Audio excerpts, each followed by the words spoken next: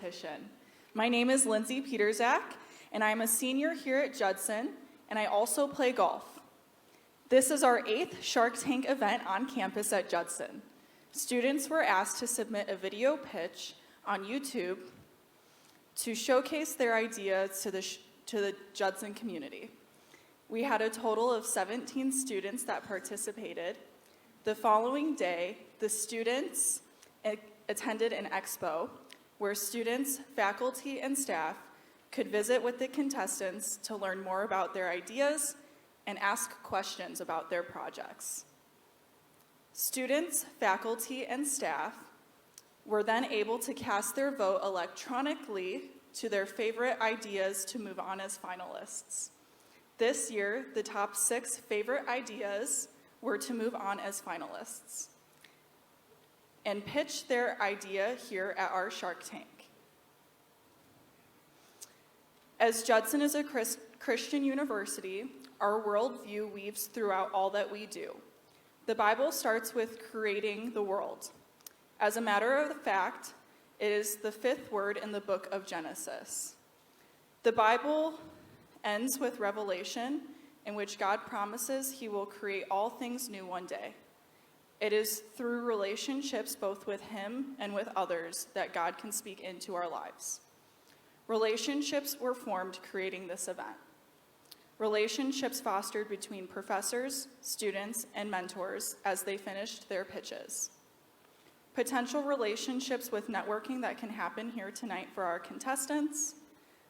Please join me in prayer for the wisdom to see as God sees. For just a moment, the wonder of creativity that can occur when we take risks. Dear God, thank you for this opportunity to compete and to gather at this event. Stand beside each finalist and guide each judge to give them grace. Let this competition serve as a way to praise your name and spread your good news. We ask this through Christ our Lord. Amen. At this point, I would like to invite Dr. Jean Kroom, the president of Judson University, to the stage.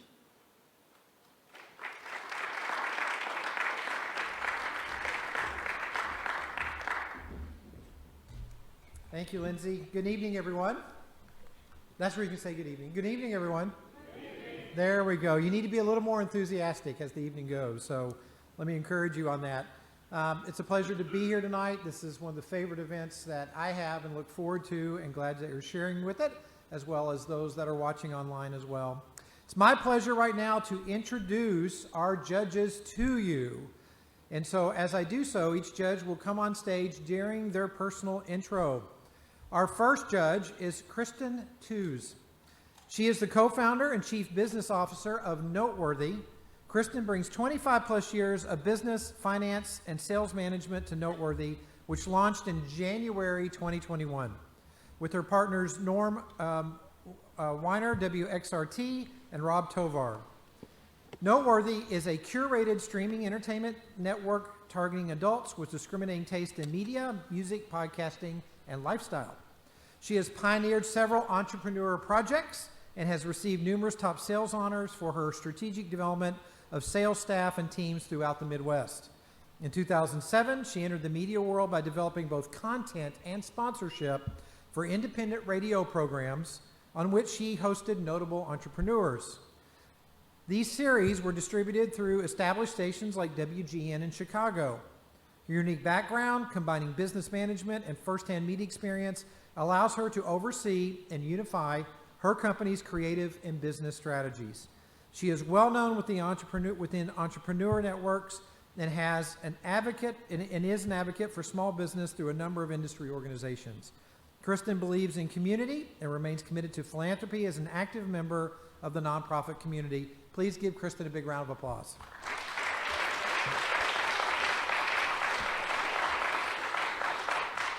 Our next judge is Michael Story. Michael is the co-founder and managing partner of Beckett Solutions, a Chicagoland-based company that specializes in additive manufacturing, commonly known as 3D printing. Michael has worked in 3D printing for over 3 years and has spent that time learning the industry, the machines, and the people. An expert in the world of additive marketing, Michael clearly has a passion for technology. Michael says, quote, "I'm extremely fortunate to be able to work in such a fascinating field. What makes 3D printing so exciting is not the number of processes or the types of machines or materials, but the possibilities we can achieve. 3D printing opens up new frontiers in manufacturing, education, medicine, and even space exploration. He is considered an expert in the world of additive manufacturing, and he has a passion for innovation." Michael and his fellow co-founder, Matthew Prey, started Beckett Solutions in 2013 to increase the number of 3D printers available to businesses and consumers and to expand 3D printing services and partners in the United States. Michael currently serves as the chair of the board of directors for Food for Greater Elgin. He is heavily involved as an alumnus member for Phi Theta Kappa, as well as a member of the Special Events Committee with the Elgin Chamber of Commerce. His degrees include an AA and an AS from Elgin Community College, a BA from Roosevelt University, and an MBA from Webster University. Welcome back, Michael.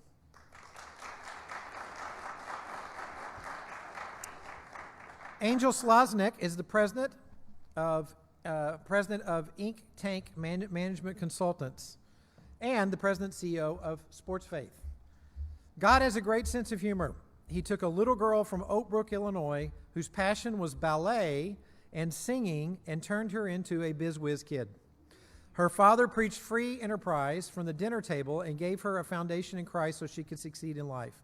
With a Bible in one hand and a Dale Carnegie book in the other, Angel decided that she could make it in life with these tools and a song and a dance to go along with it. She graduated from Marquette Academy shortly after the earth cooled. I'm assuming that's something that you added in there, although God's favored you by a youthful exuberance, and headed to Bob Jones University with her sights set on a music career. However, a turn in the road sent her to the Chicago Conservatory of Music, and she ended up becoming a receptionist by day and a music teacher by night. Along the way, she fell in love with the business world, but still ran her music school on the weekends. Along the way, Angel started writing, composing, and producing church productions on the weekends and advertising campaigns during normal business hours. Marketing has been another exciting part of her zigzag career between music and marketing projects. Angel has written many ads over the years and loves to encourage others to find their own message in finding their target market customer. While she has only taken continuing education courses in business, her school of choice has been mentorship programs and learning industry acumen from her clients.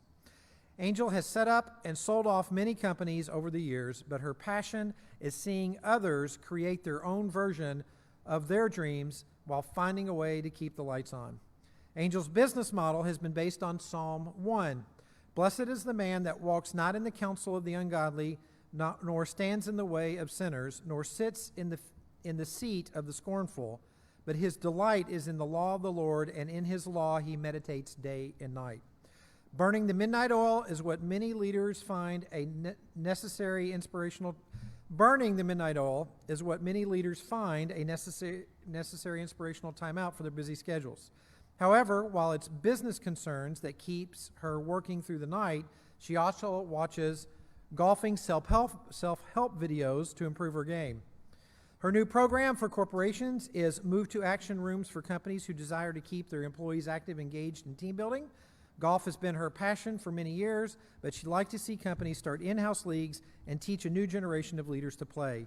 Building a bridge between work and play is her dream. Please give Angel a big round of applause. At this time, it is also my privilege to acknowledge the mentors who volunteered their time and knowledge, offering suggestions and insight to our students. First, John Ashworth. John is a master's graduate student at Judson University and a previous Shark Tank competitor. You can give John a round of applause. Thank you, John. Ben Gluns is a Judson alumnus, a member of our Board of Trustees, and is the CEO of Angularis Technologies. You can give Ben a round of applause. Riley Rowan is a staff member at WR Meadows, is a Judson alumnus, and a previous Shark Tank competitor. Is Riley here tonight? There's Riley. Hey, Riley. And I'm proud to say that Riley survived my class, and he's still with us today, so thank you, Riley. Walter Scott is the owner of WHS Consulting Group, LLC. Walter, thank you very much for your service as well. Tim Schofield is a Judson alumnus and a member of our World Leaders Forum Board of Directors, and he is the owner of Your Tech Simplified. And so give Tim a big round of applause. And Scott Springer. Scott is the owner of the Chelwood Group Consulting. Please give Scott a round of applause. Thank you, everyone, for being here tonight. We look forward to hearing from our competitors, and I'll turn it back over to Lindsay.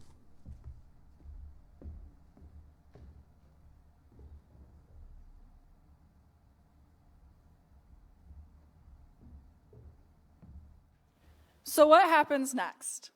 There will be 4 prizes awarded, 3 place prizes.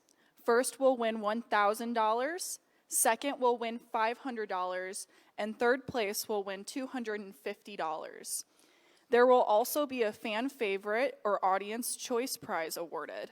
Your participation is requested for this. Our in-person audience and our viewers on Facebook will determine that winner, so be sure to cast your vote when the time comes. Each contestant will share their pitch during a 5-minute presentation, and then the judges will have between 5 and 7 minutes to ask questions to each contestant. We will repeat this process for each of the remaining contestants, and then the judges will leave to deliberate. But the audience will remain. We will have several announcements and a special guest to entertain us during intermission. Without further ado, I introduce to you Judson University's 2021 Shark Tank finalists. First up is Edgar Castillo with Bathroom Break. Some fun facts about Edgar is that he used to be afraid of dogs, and now he loves them. Also, when he was a kid, he aspired to be a NASCAR driver.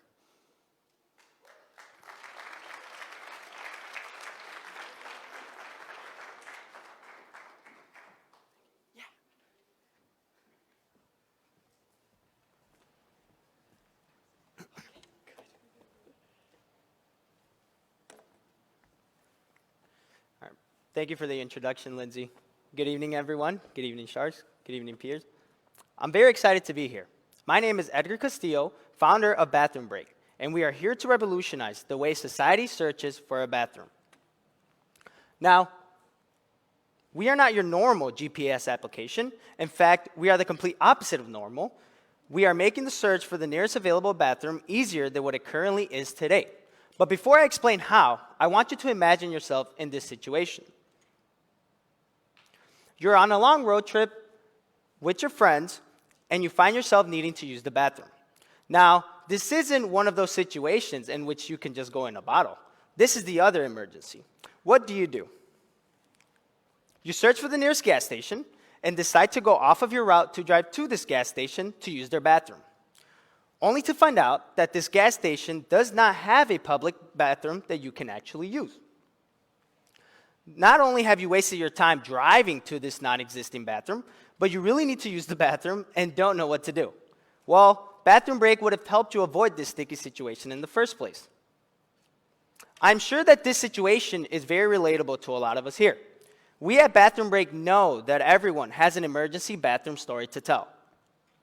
You see, when I worked for Amazon as a delivery driver, this was a very frequent problem we as delivery drivers would run into. Not only did I waste time driving to these non-existing bathrooms, but I also wasted time that I could have dedicated to my delivery routes instead.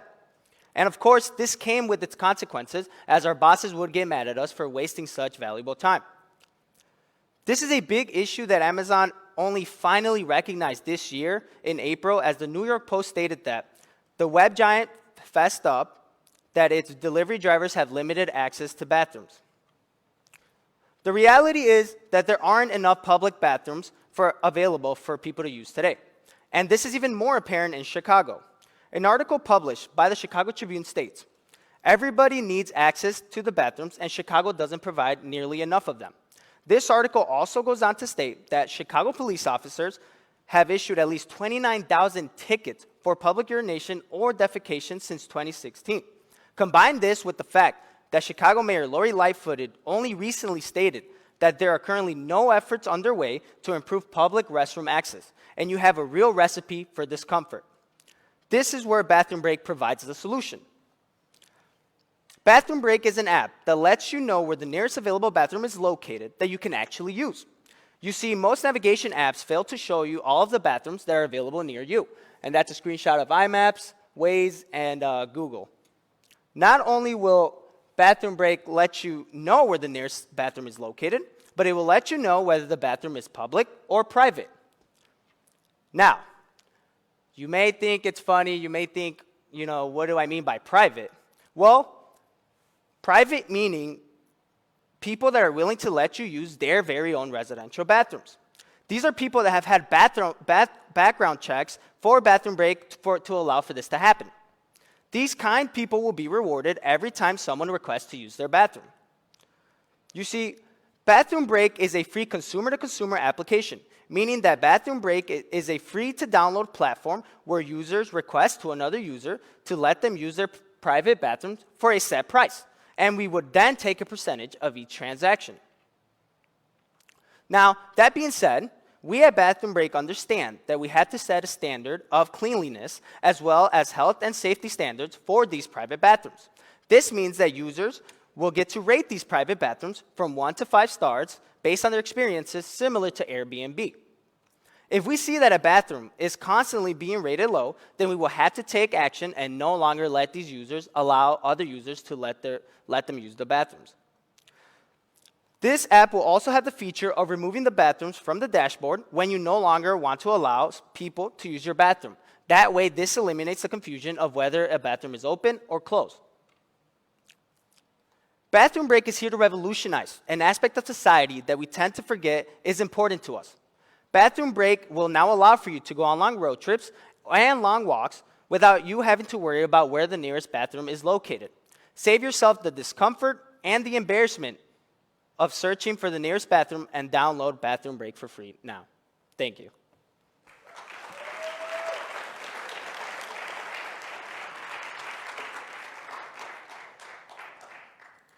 Great job, Edgar. This is fantastic. Thank you. Right, I'm driving to Des Moines tomorrow. Could absolutely use something like this, so thanks in advance. But so it sounds like your inspiration for this was when you were an Amazon driver. Mm-hmm. Is that correct? Yes, Have you correct. collected stories from other people that you could use to help bring this thing to life? Yeah, so I had many friends that before even working at Amazon, that I became a driver through them. And it was kind of a situation in which we treated it like, we don't want to waste time on our routes, so we can just, do it in a bottle, right? But this becomes a lot more difficult because Amazon, as of recent, decided to put cameras in the vans and other things, so this will now become basically impossible, right? So then that comes with the question, so what do you do? Because unfortunately, Amazon isn't the people that own these delivery services. They're private companies that own them that work for Amazon, essentially. So everyone has a different boss, obviously, I understand, but there are certain bosses that monitor your routes and don't want you to go off of your routes. So in that situation, what do you do? I mean, there really isn't anything to do except for holding in your bathroom situation. And then you get uromycetitis poisoning. What was that? It's from Seinfeld, if anybody remembers that. So how would this work as far as the consumer? Can they download this, and how much data would it take on their phone? I think that's usually a concern when you get an app, that it's going to be overloading your system. How do you approach that? I would say, well, you would just have to compare it to all the other navigation apps, right? I mean, the only difference between ours is essentially we are focusing on the bathroom, on the restroom problem, right? So it's not necessarily a navigation app or anything like that. It's more of a concept and idea that we're trying to promote to these other navigation apps, because I truly believe that this is something that I don't know why navigation apps haven't thought about, excluding the private restroom aspect that we have set up. But just putting down public restrooms, I think, is something that lacks. And as the article stated, there's a lack of public restrooms, and no one's doing anything about it. And I think that's a big issue. But to go back to data, I would just say, you would have to compare it to other apps, but I don't see it taking up more data than other apps. Thank you. I had a quick question, a great presentation. I'm going to compare this a little bit to Uber. For instance, when Uber picks up a client, the client also has a profile, and that there's a relationship there in some sort because they're both tracked. Do you foresee, for the people offering private bathrooms and such, being able to assure them in some case that you have some kind of tracking mechanism for the people that are actually coming to their establishment or home? Yeah, we've thought about it, me and my mentor, but it was mostly for the sake of we wanted to focus on the people that were actually hosting other users, because with this comes a big security risk, obviously, but I mean, same was argued for Airbnb and Uber, right? But that is actually a really good idea of having basically, these are users, and in order to become a user, everyone has to have a background check, because you don't want strangers going into a house, and I mean, that can cause you harm, right? And you don't want to go into a stranger's house that can also cause you harm. Well, and just a kind of a quick follow-up to that is, just like Uber can decide how they're picking up, it would be kind of the similar situation in that you accept if somebody is going to a private residence or something like that. Just a thought. No, yeah, I think it's very doable. Like I said, I'd say bathroom break. Me and my mentor said we're comparing it to Airbnb and Uber. So we first started by saying it's the Uber of bathrooms, right? But we're our own app, and we don't want to associate them. Well, that opens up a number of logistical concerns as well. What if you want to use someone's bathroom, but they're not home? Do you partner with then Ring or another service to allow the user into the person's house? So just something to think about. But I might have missed it. How do you monetize this? Is this a pay-per-use situation like Uber, or is there a subscription model? So we said starting off, it would be a pay-per-use. So we didn't want to set the prices just because this is a very unorthodox market. It's a very weird market, right? So there's no real research we can do, but we would set a set price, and then from each transaction, we'd take a percentage of that. So let's say if you do $1, we would take 5% of that or something like that, right? But that would be starting off. Eventually, as Uber just came out with their new Uber One subscription, so that happens once you have enough people that you can get, even a database out of that. Once you have enough people on the app using it, then you can start moving to charging to a subscription and stuff like that. But monetizing it would be like consumer to consumer, so we would take a percentage, and then also advertisements, of course. I think that, so advertisements and the transactions.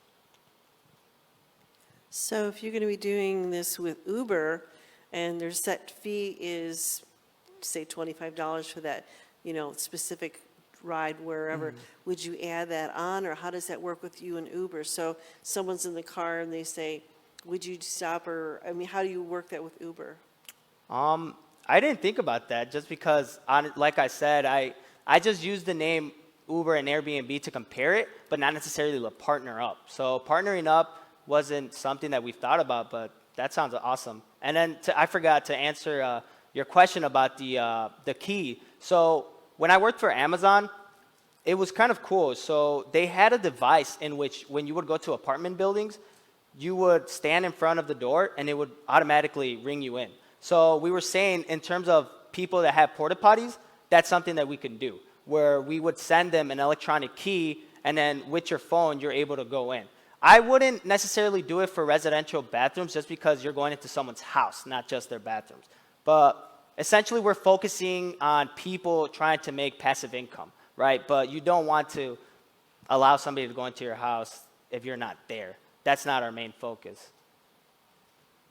So there'd be an on and off feature for those who have residential, okay. Yep. That's good. And then it would diminish from the dashboard completely, so that you don't have the situation where you drive and then they're sleeping, so you can't go. One just quick last question is, a lot of establishments will say, customers, restrooms are only for patrons and different things. Do you foresee in the small business community being able to say this is a way for you to make additional income? It's funny because me and my mentor actually thought of that, and we knew it was, like I said, it's kind of crazy how an app like this opens up crazy possibilities, but it's true. Like somebody that has a small business and says it's only for paying customers, well, now you're able to make money because you're making money by every time somebody uses your bathroom. So now you can also promote that you have a public bathroom that you can use. And the more people that use it, well, the more money you're making. And just one quick last thing is on that, my family owned restaurants and different things. It would be an interesting, if you did have them use restrooms in that case, creating some kind of coupon system for them to purchase food on their way out. Oh, yeah. So just something to think about. Yeah, it sounds awesome, yeah. Thank you, guys. I appreciate it. Thank you, Edgar. Thank you you. very much. Have a good evening.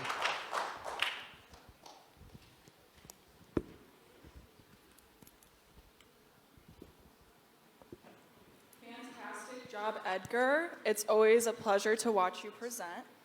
Up next is going to be Eliana Sarver, the developer of FitMe. She is a graduating senior this semester in December. She was offered a graduate assistant position for the alumni board, so she is going to be continuing her education at Judson, getting an MPA. A fun fact about Eliana is one time she accidentally swam with a shark in Daytona Beach. In her defense, she didn't know until everybody on the beach was evacuated. Eliana's favorite food is pasta, and if you've had a class with her, you know she loves coffee. In her free time, she enjoys shopping, taking pictures, and hanging out with friends.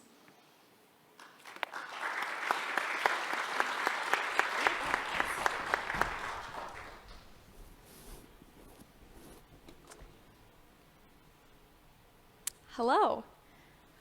How many of you have found yourself in a dressing room with a pile full of clothes, around all the same styles, but for some reason, no matter what size you try on, it doesn't fit you right? Or maybe you're like me and you end up with a blazer that's just a little bit too big? Well, you're not alone. 77% of the population doesn't fit into regular straight sizes. Your waist might be a medium and your hips and your legs might be a large. Meanwhile, neither the medium nor the large fit your body properly. And a study done across both men and women, it found out that 50% of people's wardrobes do not fit them properly. This is an issue, but I have the solution. Hi, I'm Eliana Sarver, the founder and CEO of the fashion AI app FitMe. What is the issue with the fashion industry?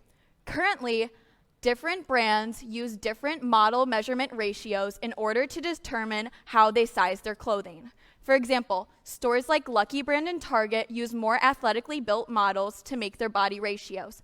They would take the shoulders, hip, waist, and then thigh measurements in order to come up with a figure and then size each size accordingly.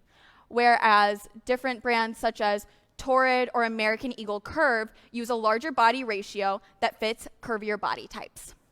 Another issue is vanity sizing. As you can see by that picture up there, those are all women's size 12 jeans. I don't know about you, but those do not look the same size to me.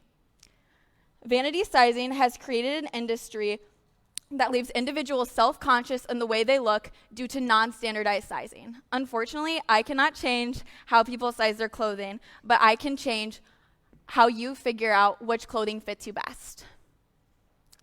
This is how I introduce to you my app, FitMe. The solution to solving the fashion industry's current problems is my app. Simply turn on your smartphone device and download our app. You'll stand in front of your camera, and using AI technology already built within the smartphone, you'll stand in front and it'll scan your body. The app will prompt you to go like this. And then once it gets a full measurement of your body, it'll tell you your body measurements, your average weight and height. From there, it's going to tell you what your body build is. So for this example, I choose someone with a straight or more athletic body. Based on your BMI, your height, and your measurements, it's then going to tell you which clothing brands in general fit your body type based on those clothing's ratios. So as you can see, if you're 5'4", the brands that would fit you best are Ellen Fisher, Lululemon, and Lucky Brand. From there, you can search within our app to find clothing styles and fits within your exact size range for those different brands. So for here, there are suggested shirts and trousers as well, and then you can easily shop through our affiliate links. The next option is our premium version. It works the same as our basic version, however, there are additional features. and no ads. So you start by scanning your body again. It'll tell you your exact measurements, which clothing brands fit you best in general, and then along with that, you can pick a stylist to help choose out a clothing box for you. And each month you'll get sent clothes with a $70 to $60 value based on what you like. So you will either take a quiz and your stylist can pick out the clothing that you want for the month, or you can personalize exactly what you want for that month. Our competitors. So there's already subscription box clothing brands out there, such as Stitch Fix or Trunk Club. However, they are not tailored to people's direct body types and have inaccurate clothing sizes in general. Traditional retailers are accessible but also have inaccurate clothing sizes and are not tailored directly to individual body types.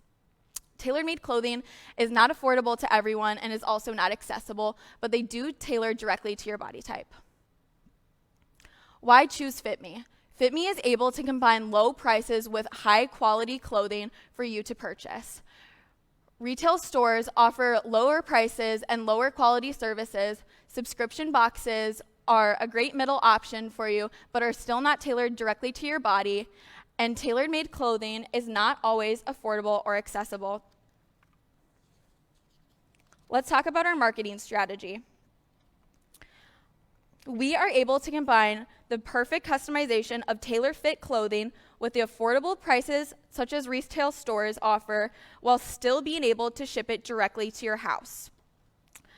We will market to our current clients via email and in-app updates, offering discounts to free consumers in order to encourage them to use our premium services, as well as offering high-quality customer service through our individual stylists.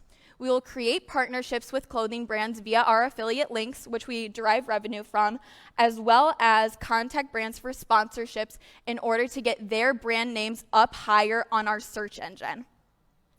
From there, we will also self-promote, leveraging social media platforms such as TikTok, Facebook, Twitter, YouTube, and Instagram. We will also use paid promotion via ads, video tutorials, and influencers on apps such as Facebook, Instagram, and YouTube. Let's look at our plans. So for our free version, we will offer the body scanning and measurements, match you with brands, styles, and sizes, and you can shop via our affiliate links. This does, however, include in-app ads that'll play roughly every 2 to 5 minutes for 15 seconds. For our monthly subscription, it costs $49 a month. You get all of our basic features plus an additional list of brands to reach out to via our affiliate links, as well as your monthly subscription box, either based on what you choose or what your stylist picks out from you. This is an ad-free option, and we also offer free shipping. For our annual subscription, it has all the basic features as well as that of the monthly. However, you get 2.5 months free in order to encourage individuals to subscribe for the year. Our target market will primarily be females, age ranging from 25 to 35. However, we also expect that 40% of males will make up our target market as well. We expect that our average consumer will spend $240 within our app on the average year. Let's look at finances. Our startup costs will be roughly $80,000. Reoccurring fixed costs will total up to $13,000, including marketing and in-app maintenance. Our reoccurring variable costs will include wages for our stylists and other employees, as well as a variable cost of roughly $40 per clothing box on our end. Our first quarter revenue is expected to total up at $34,000 from affiliate marketing links, in-app ads, and member purchasing revenue. Here's an overview of my financial projections for the next 6 years. Our first 2 years of cost will total up to be $1,015.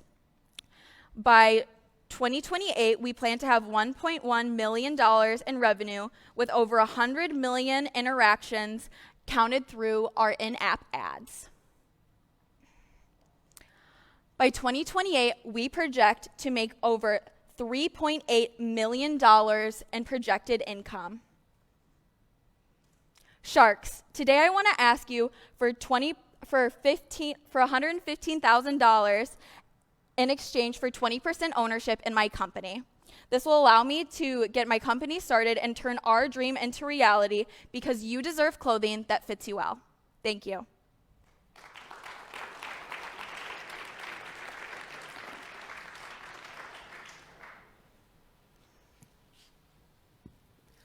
Wow, this was great. Everyone's been trying to find things that fit, and my sister's a clothing designer, and she'd be out of business in a heartbeat if this actually took off. However, I have a question for you. When you think about styles and so forth, if we were to hire you to come in and do a stylist, you know, a lot of people in business actually do hire, and management do hire stylists to come into their office. How would you do a profile? Would that be part of the project when you go in, that you would have, obviously, not only for $450 a year, is that right, correct? $450 a year? Oh, For the yeah, final- for an okay. annual subscription, Okay, yes. so for that, what exactly would you get as far as the relationship between you and the customer? So if I was a stylist creating a box for my customer, it would be mostly through our app's quiz. So you would take an in-app quiz saying you're looking for more leisure, athletic, business casual clothing, what type of fits you like, which colors you like, whether you stick to neutrals or more bold colors. And then from there, we would create an algorithm that gives you clothing options. And then based off of what you say you like within our quiz, we'll go from there. So it's not as direct as an interaction as you would have with a personal stylist, but I would definitely be willing to look into that in the future. Okay, in addition to that, as far as working with the vendors, the people who are, I mean, I've worked in retail for many years. Sears was my client for 10 years, and it changes. So the problem is, how do you keep up with that? That's kind of the biggest challenge of, you know, we did buying for every department. It became a challenge with your budget, playing that game. Are you able to set like a visual out to your clients to say, these are selections, things they could come from, or how does that work? Yeah, absolutely. We would love to give our clients a little bit of a preview of what they're going to get sent in their boxes. So we'd tell them what they want, and if they don't like what the stylist picked out from them, we'd give them other options to choose from. And then we're also having a policy where if they don't like the clothing that they can get sent, they can easily send it back to us free of charge for that month, and we can just roll over the credit for them as well. Good answer, thanks. Okay, I love this. Very interesting. I have a question for you.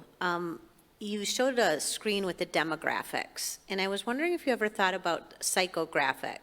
And what I mean by a psychographic is it's a little bit different. There's not an age relation to it. And the reason I'm asking is, have you considered going to the weight loss companies?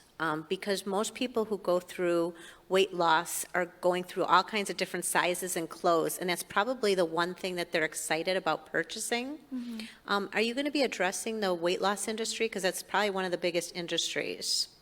Yeah, I would be comfortable with entering into any industry that seems interested, but I think that's a really great point because people's bodies do change a lot just as people grow, but then also weight loss in general. That would be a great way to partner up with, because the AI technology that my app is derived from was actually originally founded by the fitness industry, so that would be a really great partnership. And one quick question on the company side, I'm curious to see if, kind of taking that a step further, is there a way for that brand to all of a sudden garner new customers from that? And it might be something to explore for them to say, okay, these are people they're not even in your orbit right now because they never fit into your clothes, and you have the opportunity to catch them first now that they can fit into your clothes, because that's a big goal of most people, is they want to be able to go to stores they were never able to go to. So just something to think about, but I really enjoyed that. Thank you. Absolutely. Thank you so much. Very good job, Eliana. I especially like the revenue projections and the cost breakdown for the first year. That really kind of brings it into focus about how you plan to get there. Regarding the personalized stylists, was that also AI driven, or do you expect to partner with stylists, third parties there to provide that service? So a little bit of both. So our quiz that you take for the month for when you decide to choose our premium option, we'll have an AI algorithm do some of the clothing selections, but then we're also going to hire out real stylists to put together the clothing boxes as well. So it's going to be a mix of technology along with human stylists. Thank you. And regarding the affiliate links, have you thought about the optics of having premium brands, the affiliates that want to pay, boosting that up in people's list rankings, right? Where it looks like maybe they're not getting the best match for them because this is these people paid to be up here, et cetera. Do you understand what I'm asking? Yes. Okay. Yeah. So for the affiliate links, we are willing to partner with companies to raise their name so that they become more suggested. If they want to pay us, we would put their name higher up on the search engine, just like Google does for Google Ads. But you can also add in, let's say that you have a preference towards a certain brand that you just really like. We would also put that into the algorithm to showcase those brands more, if that answers your question. Okay, that does, yes. But also, are you going to let the users know that those are paid affiliate links? Yes, we will. We will Thank you. disclose that. Yeah. One thing is interesting, finding new talent in the designing industry is a challenge. We work with that. Like I said, I haven't been in that industry for 20 years, but when we were in, it was hard finding out. And like he was mentioning, having these paid things is sometimes conflict of interest sometimes, especially if you're promoting it.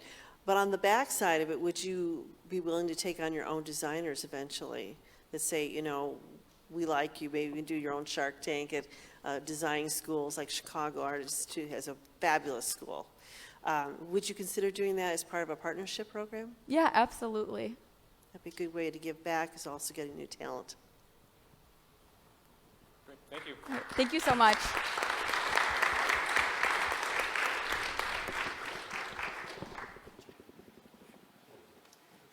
Thank you, Eliana. I am so excited to use your app. It sounds amazing. Next up is Lizette Medina Diaz. She is the developer of Grad Assistantship Search. She is a proud Mexican who plays for the Judson women's tennis team. Also, this summer, Liz was able to intern in Malibu, California at Pepperdine University.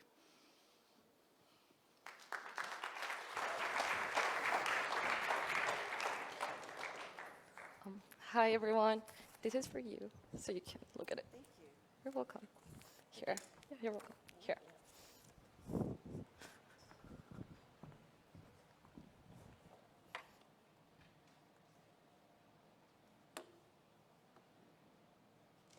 Oh, here. Good evening, everyone. How many of you have not considered grad school because of its price? And how many of you stopped yourselves from pursuing a master's degree because of the cost? Imagine there was a platform that could help students find opportunities that pay their higher education. My name is Liz, and I am introducing you Grad, the platform that connects grad students with universities that offer paid academic employment. Grad helps grad students get assistantships. Our mission is to maintain the best search experience possible for the million of students who are looking to go to grad school and finance their higher education through an assistantship. But first, let me tell you what an assistantship is. Assistantships are a form of academic employment in which students receive tuition reimbursement for the tasks they perform for faculty members, departments, or entire colleges.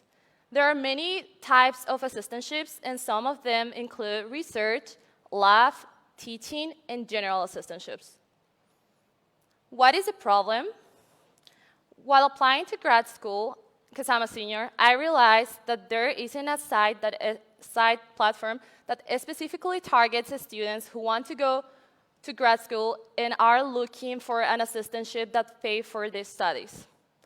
I also find myself struggling with finding information because a lot of the information is hidden and the opportunities are very hard to find without you contacting the university. So many times I had to call universities asking for the information because I just couldn't find these opportunities. Another problem is that universities are missing out on promoting their assistantships to attract new talent. Universities I think universities are not promoting their graduate programs that well, and our platform could give them a solution. So our solution is a business platform that works as a search engine and mediator between students who want to go to grad school and universities who want to attract new talent. How does it work? Grading works by providing a valuable assistantship search tool for free. Just like Google, Grading will collect content from university's website to list the best results from any customer inquiry. So this is the prototype of the landing page of the site I am designing. Here, you could search for assistantships, like any type of assistantships. You could also search by universities, and there's going to be a what section that will allow you to use keywords, and a where section that allows you to search by location. So if someone is looking for a master in finance in California, all they have to do is type finance in the what section and California in the where section, and then they're going to start researching and looking at the options. There's also a section for popular research and for popular search, and for those people who want to go specifically to an assistantship. So me, that I am a tennis player and I am looking to go to grad school by being a graduate assistant coach, I will just go to the general section, and it'll show me all the different assistantships that exist. But if I want to focus on the research area, if I select the research section, it'll show me all the different research opportunities and assistantship that each university is offering. So how is this profitable? Searching and posting assistantships on Grading will be free for both GA seekers and universities. Grading will make profit by charging universities per click every time the assistantship post is viewed. And my cost per click will be 20 cents. So here I am demonstrating how, like, when you go to the app and after you put the filters, it'll show you like the different assistantships that are available. So every time a user clicks on it, it'll be charging the universities. So posting is free, but we charge every time someone clicks on the link. Our market opportunity, our target market are the universities. There are over 1,000 universities in the United States that offer graduate degrees and assistantships.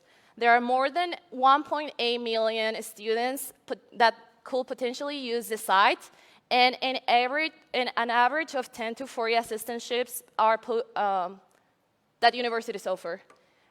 I am also considering an average of 10 views per week by assistantship post. Here is the breakdown of our annual profits. So I am demonstrating on the right the high performance with 100%. Our 100% is like the best scenario with when the 1,000 universities start using our site. And the low performance, I am contemplating a 30% of the target market, which will be like 300 universities using our site. And that's the math. I got those numbers by multiplying the number of universities times the number of assistantships they post and the average views. So for the high performance is 1,000 times 10 times 10 again, and then the cost per click, which is 20 cents. And I am demonstrating the first number, which is like 1.04 million, is when 1,000 universities post 10 assistantships, and the second number is when universities post 40 assistantships. I have also a breakdown of the cost of a digital platform. The average cost for a digital platform is $25,000, and this includes equipment and supply expenses, software expenses, advertising and marketing costs, website costs, and developer and designer costs. And I am including the minimum cost that I found and the maximum cost. I am looking for future expansion. So my phase 1 will be when I first start, which is just like by posting assistantships. The second phase is developing the networking side of the platform. So I am also hoping that our platform offers an opportunity for graduate students to network with other people, because me as an international student, I find really hard to build my network since I don't know anyone. So this will be very helpful. And phase number 3 is to add internship to the platform for those students who want to get professional experience. Through my college career, I have found also really hard to find an assistantship. And phase 4 is to add the first job position to students who are fresh out of college. And that will be my projected revenue for my first year.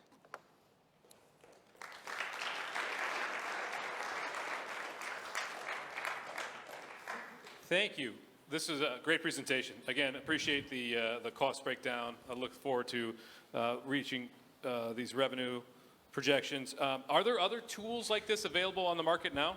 Well, Well, yes, there is. The NCAA has its website, which they have like assistantship, but it's very focused on the sports side.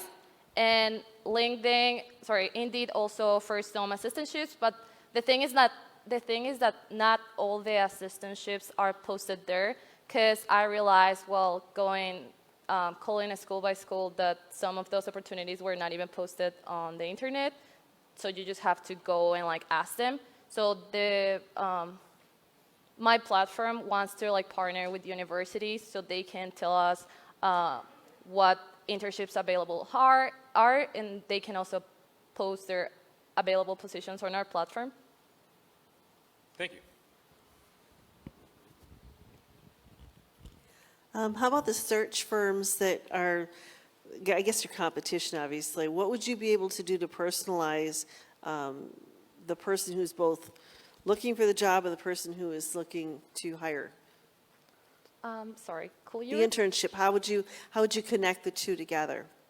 Once they get the information, is it just basically they're responsible for going and following up, or are you able to do a connection or an introduction? Well, once they apply for any assistantship, the university will get they will get like an email. So like the university will contact them and they will start like their application process, which like every student has to do. Okay, thank you. Great presentation. Thank you. Question I have is on the income portion. See that you're charging the 20 cents. Do you have a cap on that? Meaning, is there will a university be assured that they're not going to have an exorbitant bill? For instance, if they have some kind of hacker or something like that who goes in and they just kind of keep clicking, because that would probably be a concern.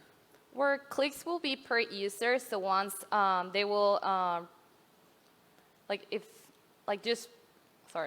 you're fine. So like if I go click, it'll know that it's me. So like I cannot be clicking and it'll be charging them. But also like Google Ads works, companies, universities could like put a budget, and their budget will stop once they hit those numbers.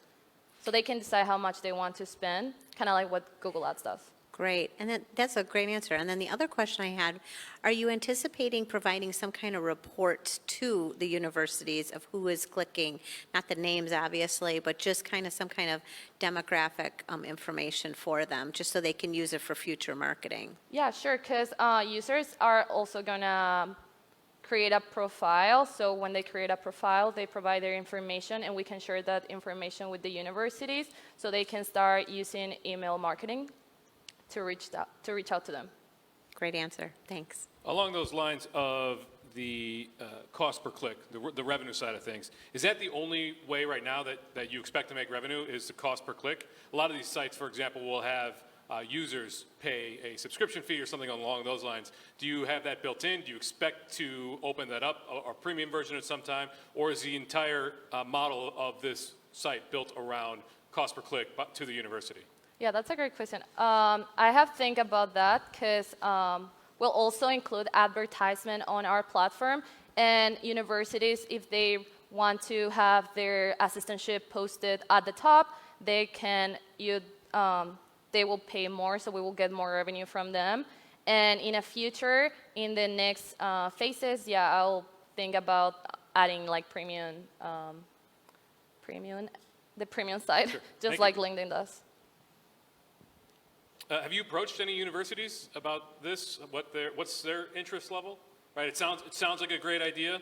Just wondering if you have any direct market research to support a need on the university side. Well, I took as an example also Judson, how Judson has a lot of opportunities, and most of the time they stay like at Judson. But if they promote these opportunities like somewhere, they could build their program, and their program will grow. And I did my research just through my experience because I am applying to grad school. So I realized how hard it is because I didn't find any site where I could just go and find all the information I needed or all the available positions that exist. I still am applying for grad school. So I thought about this idea because if I had a site where I can just go and see what's available for me, it'll just make it easier. And because I also find myself just limited to a few options because of how long the process takes. So instead of, if I had this site, I could apply for like 20 universities. But since I have to go school by school, emailing them, calling them, and sometimes once you call the admissions, they refer you to someone else, well, that process takes too long, and that limits me to like 10 schools. Should be able to sign up Judson tonight. Dr. Kroom's right there. Yeah. Thank you.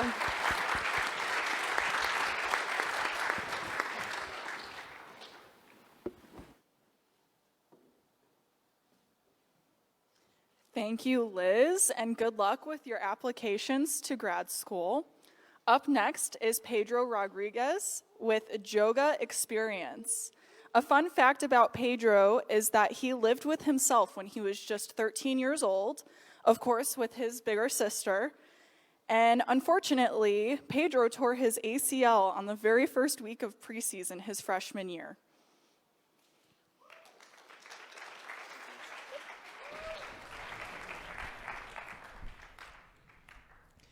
Hello, everyone. Hello, Sharks. Thanks for having me. My name is Pedro Rodriguez. I'm a senior here at Judson University, and I'm very excited to show you all my business tonight, Yoga Experience.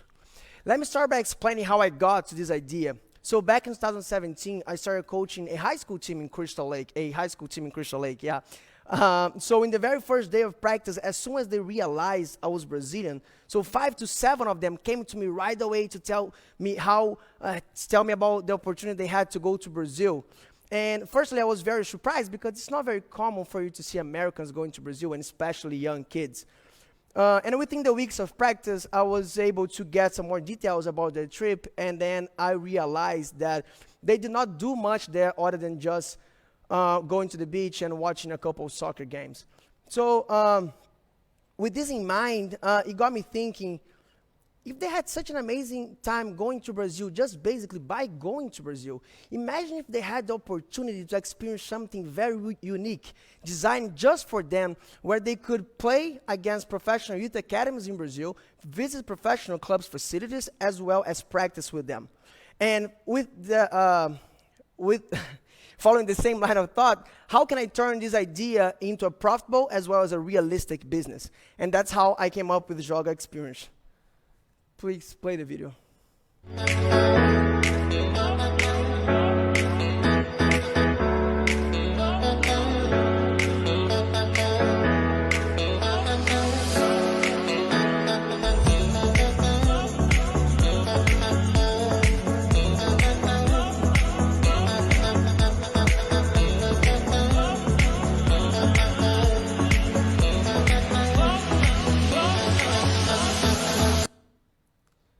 So, okay, the video looks good, idea is great, but how are we gonna get there? Through networking. Right now in the US, there are at least 850,000 boys and girls playing high school soccer And so basically there are plenty of fishes in the sea, and we as a company are going to be ready and well equipped to catch a good amount of them.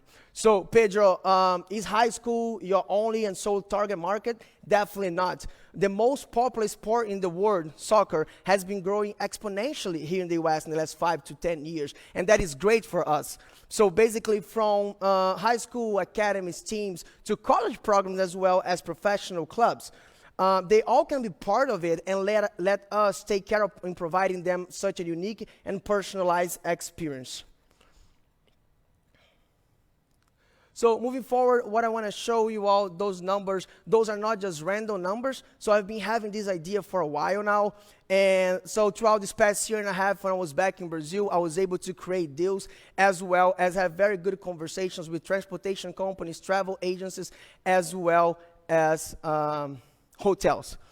So basically a 10 days regular academy camp with 20 paying athletes that will cost the company around $17,000, which basically is $165 per athlete as in cost. And with our average price of $1,300 per athlete, that will take us to an approximate $8,000 in profit. And having in mind that the company has a first year goal of having at least 5 academy camps throughout the year, and that we as a company believe it's very doable, that would take us to a first year profit of $40,000 a year. And having a profitable company in its very first year of operation is great, but it gets even better if you take into consideration that it's a Brazilian company, and when you do the currency conversion, it gives us way more resources to reinvest in the company as well as grow the brand. So finally, I want to show you all the 5 years plan, just to say that the company will focus its whole operation in the first to second year only on the academy camps, but we want to move forward, want to grow, and then probably around the second or the third year, we're going to be able to have our summer-long individual camps, which basically players from all over the world, US, Europe, Asia, everywhere, they can come to our facilities and experience that unique experience for a longer period of time. And then moving forward, we have our ultimate and final goal, that is to build and create the biggest international residential academy of the world. So basically, that's the idea. This is not just a random idea that I have. This is an actual business that I want to grow after I'm back in Brazil. And I really believe that it has great potential. And I hope you guys like it. I hope you guys understood. And I'm ready for the questions.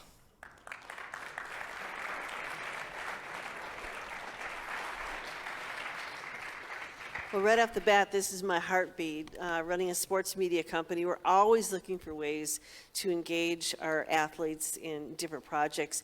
I'm really intrigued. This was an awesome presentation. Obviously, you've researched it very well. Looking into the future, obviously, you have to decide where you're going to be finding these campers, I guess I would call them, or the students, and how they're planning on, I think I get sponsorships to be able to pay that, because that's a good amount of money. That's probably what equivalent to a certain amount a year. But if you're serious about your career, you probably put money into it. My kids have been to Bears camps and so forth. Not quite that high, but again, the experience is something that is priceless. So tell me how you plan on doing that.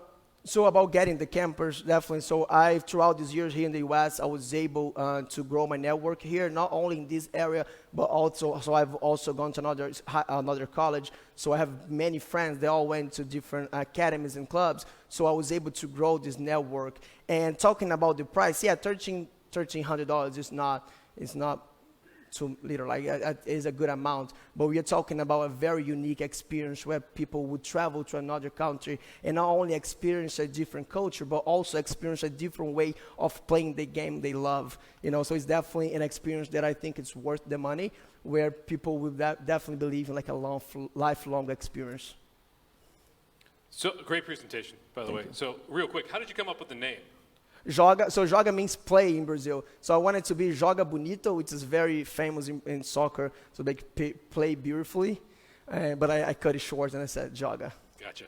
And then piggybacking off of the last question, that $1,300, how did you come up with that number? That both seems too much and not enough, right? Too much for families and not enough to cover the expenses. So I'm curious how you came up with that specific number. So So there are a couple of companies that have done not this before, but like taken kids to international tournaments, right? In Europe, in South America, and they usually charge even more for that, you know, because that if you say like it's 10 days where kids will basically be eating, you stay in like 4-star hotels, they're gonna go on tours, so it's a very it's a high-end type of experience for sure. And charging $1,300, I know it sounds kind of a lot, but we are also, as a company, will provide them with different ways of payment. Like, for example, where can they basically be paying for the whole year before they go? So you're positioning yourself as a luxury service. Yeah. Academies here in the West cost money. So usually people that go to academies, they are willing to spend a good amount of money on their kids' experiences as a player, right? Yeah, so I will turn it over real quick, but so those other companies you mentioned, so have you looked into, so there was a group years ago, People to People, student ambassadors, are you familiar with them? That very same model, just not athletic based. They did the same thing where they took students on 10, 15, 21-day tours in South America, Southeast Asia, Europe, that kind of thing. So something to look into. Yeah, travel agents definitely exist for a long time, and the thing is, I can guarantee you that, for example, if you think about the barriers to enter this market, you can see it as low, but I can tell you that it's very tough to provide the same experience also because of the networking that I not only have here, but I also have in Brazil. You understand that? Yeah. This is really interesting. Actually, that was very similar to the question I had. It's really like an exchange student program because they're actually going to also be with kids their age. So that's kind of interesting when you were showing some of the kids and the friendships that can be grown. One question I had for you is there's a lot of baseball teams and things that travel within the states, and that's very expensive by the time they pay for hotels. Have you ever thought when you're putting together your marketing, doing a comparison and finding out the expenses that parents spend on that? Because it's much more than $1,300 a year. That was one question I had for you. Yeah, so basically about the price, that's how I came up with that price, because I know that parents are willing to spend a lot of money on their kids' development, right?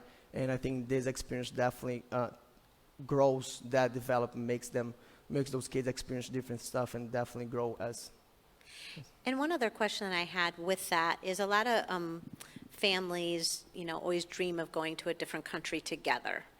Did you ever think about having, the student go to this, experience, but then there also be a family portion to it because sometimes families travel together in baseball and they might want to take it to the next level for soccer.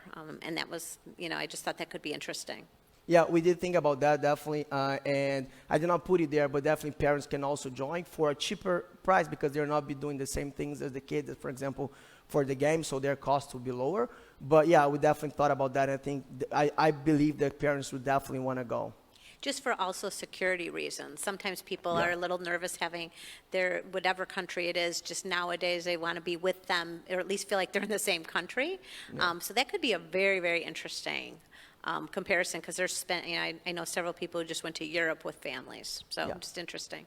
Last question for me. How's the knee? What? How's your knee? Oh, great. Just a it. freshman season. Yeah. I'm a senior now. I have one quick question too. The language barrier. I know that I've been learning quite a bit. My family living abroad. We have a niece in Guatemala. My mother lives in Mexico. It takes a while to learn the languages, obviously. Do you have interpretations, or do you have an opportunity for them to take language school, learn a little bit more of the language throughout the day? Is that part of the program? So for the short-term programs like 10 days camp, no. All the staff members will speak English, of course, to help out the kids. But when it comes to the summer long, especially when it comes to the final and ultimate goal of having the residential international academy, that's where they're actually going to go to school to learn Portuguese and also other things. I like that. Thank you very much. Great job. Thank you.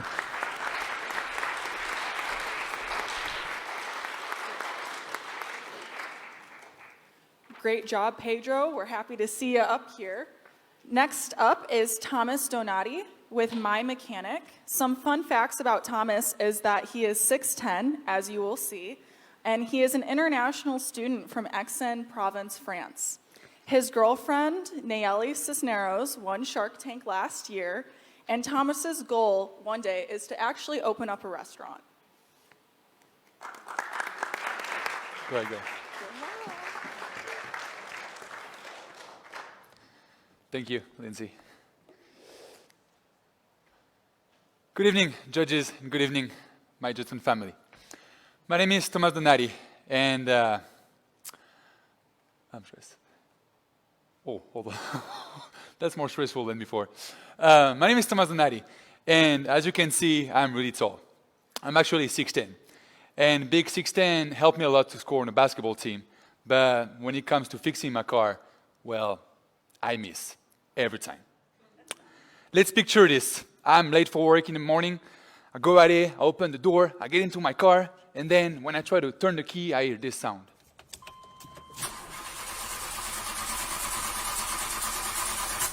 Let's be honest, that's the worst sound you want to hear in the morning. Here is why I came up with my idea of My Mechanic app. See, as you're here sitting in your car, you take your phone out of your pockets and you download the free My Mechanic app. Once you have done this, and you can see on the right, you have this page right here. First, you have to enter your zip code to see where you're at. You select the kind of car you are having issues with. And then you have 3 different options, and you can also combine them. So you can write what is the problem exactly and explain to the mechanic what the problem is. You can record, so attach files such as photos and videos in order for the mechanic to really understand what's going on with your car. And you can also, and that's a great feature, to record your voice and explain right away through the app. From there is 2 different options. The first option, it's a quick fix. It's an easy fix. And the mechanic believes that you can do it yourself with your own hands. In that way, the mechanic is going to send you different parts that we're going to provide with a tutorial from purchase. The second case is if it's a deeper problem. In that case, the mechanic is not going to take any risk to send you an easy tutorial, something like that. He's going to say, okay, it's too complicated. Then he is going to give you a free codes and is going to schedule with you a next available appointment at one of our garages.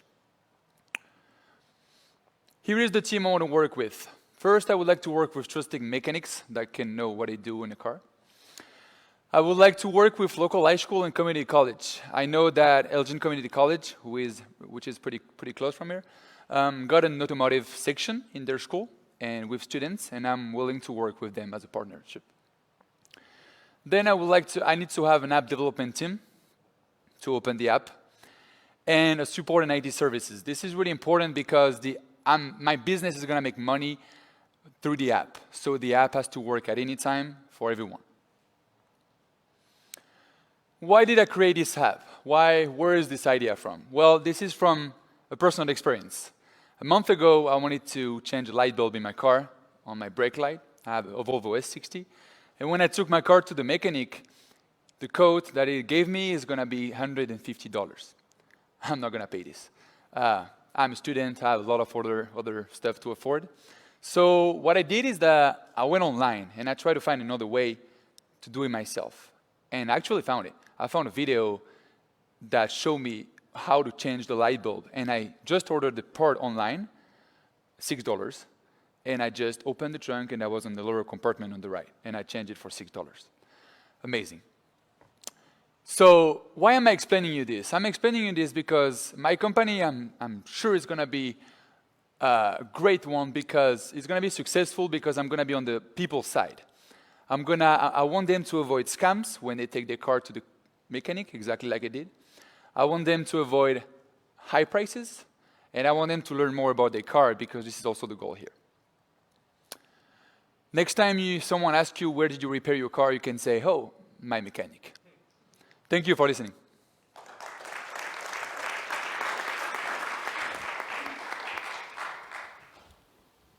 Okay, I'm always having car problems because I like older cars.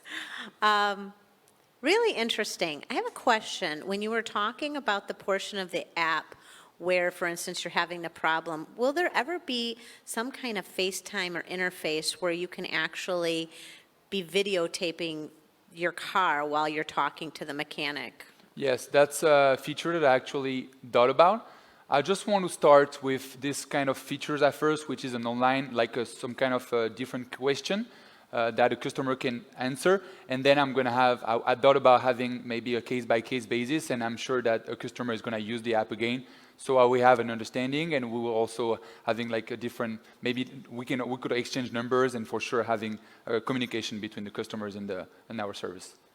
And then just the second portion of that question, do you ever see it going where it's a 24-hour service, so if somebody is caught on the side of the road, they're getting that instantaneous? I haven't thought about it. That's definitely a good feature. Exactly. Yeah, you're right. Great, thank you. Sure. So please don't take offense to this, but the picture of you cramming your 610 frame into the trunk, trying to change that light bulb, just makes me smile. I agree. Great presentation. This is a great product, right? Everybody has car trouble at one point or another.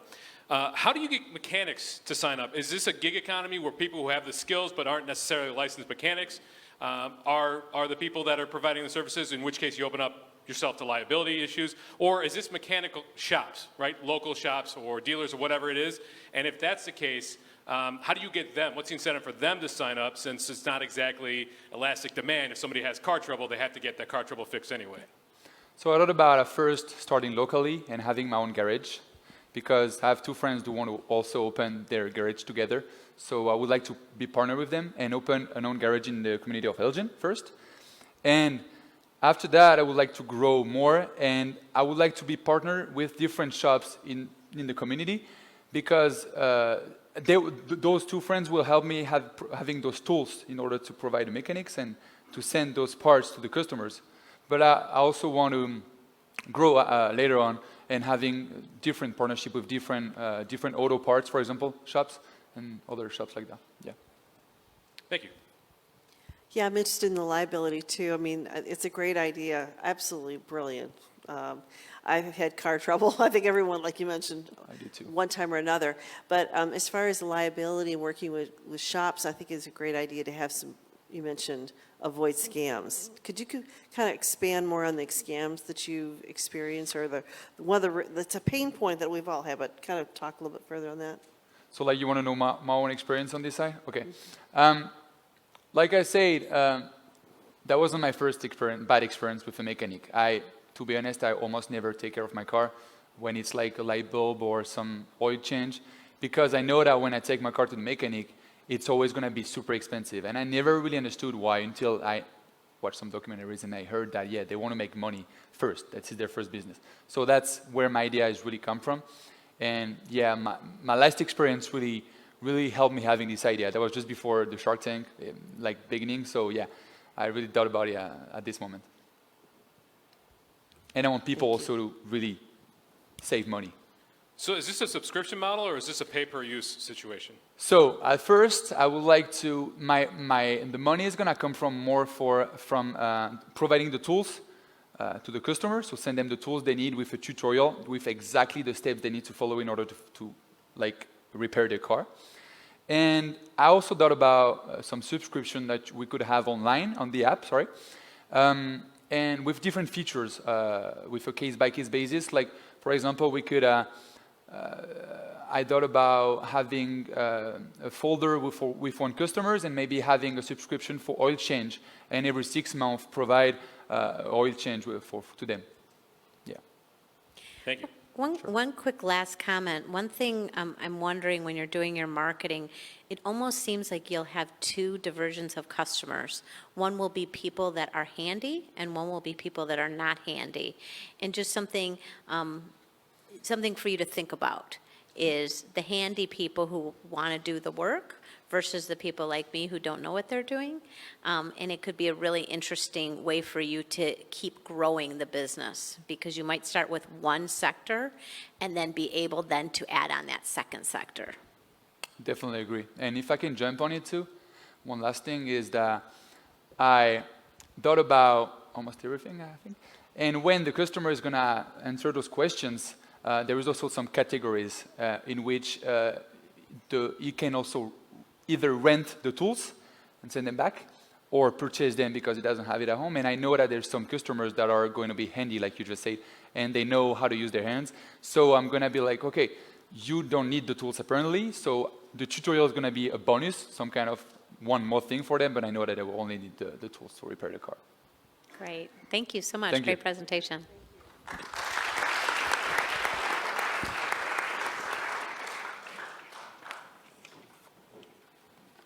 Thank you, Tomas. I know I definitely could have used my mechanic last week.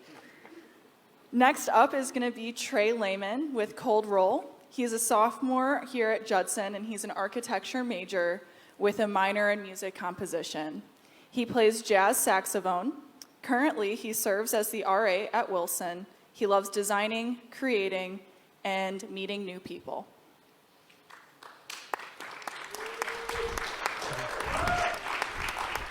Good evening, audience. Good evening to the people at the live stream, and of course, good evening, Sharks. Now, picture this. You've just finished a grueling workout. You feel like you've ran 2 marathons in a row. The next morning, you wake up and, right there, you feel it. You can't go up the stairs. You can barely get out of bed. You can barely even lift a pencil. Now, any athlete will tell you, you're not doing your post-workout recovery. Because if you were, you would know. Let me get the clicker here. That you will not be nearly that sore. And it's really important to do so. Now, the 2 most common forms of post-work recovery is, as we might know, rolling, which decreases muscle tension, and that increases your speed and flexibility, and icing, which flushes out the bad byproducts from workout, and that decreases your inflammation and soreness after workout. But the thing about icing is it's extremely inconvenient, because either you have to get an ice bag, it's hard to keep frozen, melts all over you, or you have to use an ice tub, use gallons of water and ice. And it's generally not a very pleasurable experience, as I bet this guy here could testify. Now, I am intimately familiar with this plight, as I ran cross-country for 7 years, all the way through middle school and all the way through high school. I actually have a picture of me right here.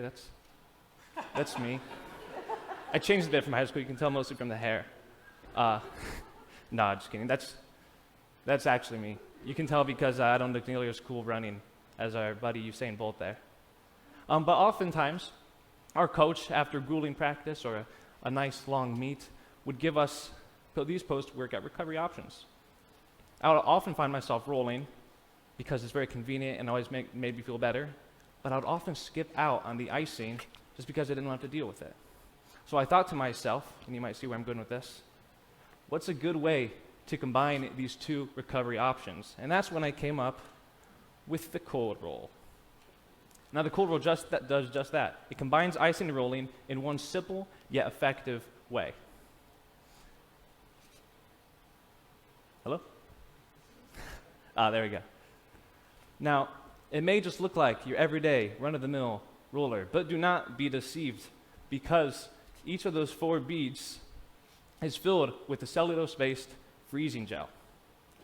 And each handle on the roller is threaded, so you can unscrew it, take out the beads, plop them in the freezer, wait till they're nice and cool, and once you're ready to roll, you take them out, put them back on, and you can go to town.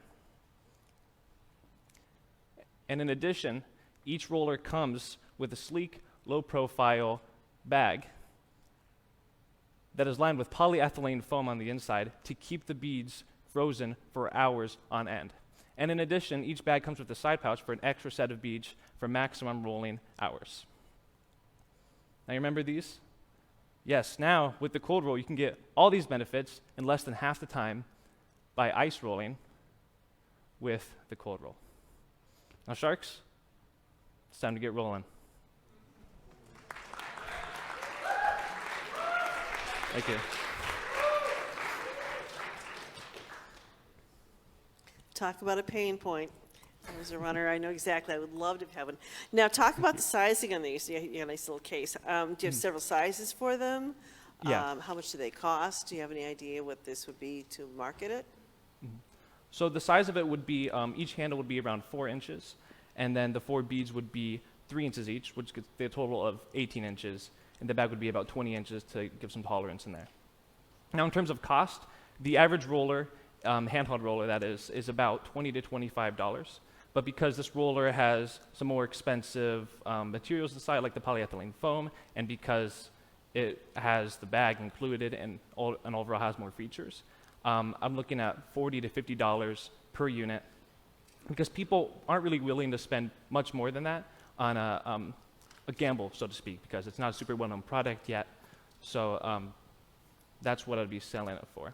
What about the life expectancy of it? I mean, I would probably plop $40 down for something like this if I knew it was going to last a long time. But then where's the replenishment for you as far as, you know, you want things that are going to expand and obviously you have to come back for things. But what is your answer to that? Yeah, so ice bags, like the ones you know, like cellulose is actually one of the more common gels inside, and they last for a really long time. So you won't have any problem for, I suspect, years to come. So you'll get a lot of mileage out of it. Have you created a prototype of this, or is this still in concept? I have not. It's still in the concept, but that's why I want some investment money. This is a great product. Thank you. I was wondering if you were thinking about the physical therapy component of it, because a lot of people, I've had knee surgery, and I hate the cold, and you have both. And people are spending anywhere from, you know, even if they have co-pays, $40 to $200 a session. Wow. So, you know, this could be an interesting product sell within that industry.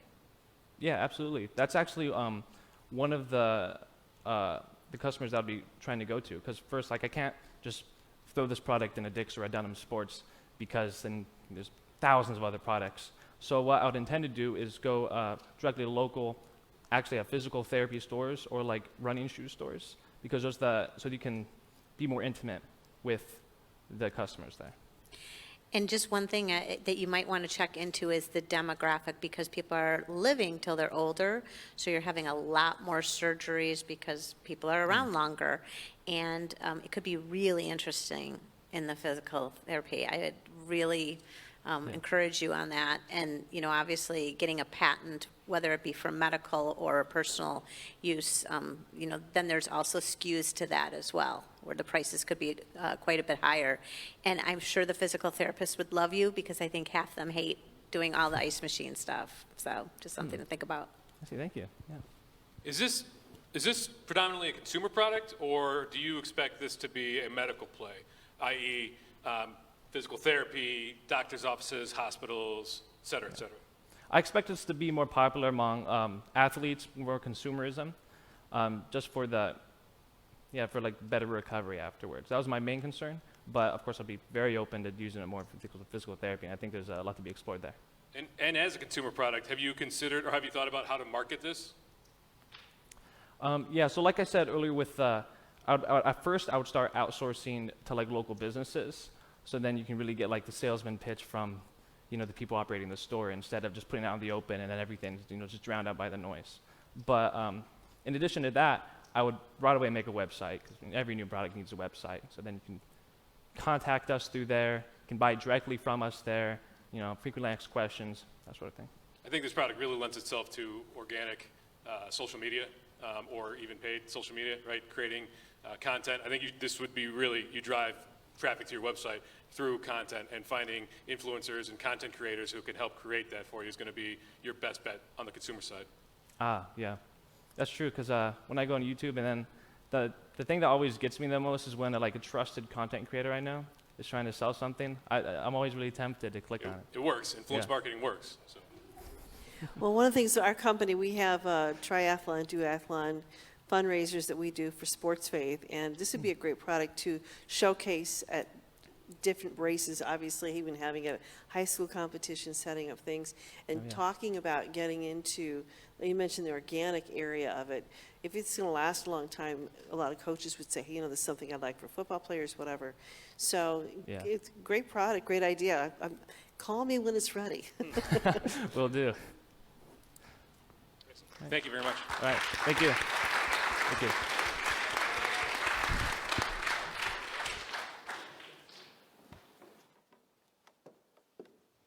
Thank you so much, Trey, and thank you to all of our contestants this evening.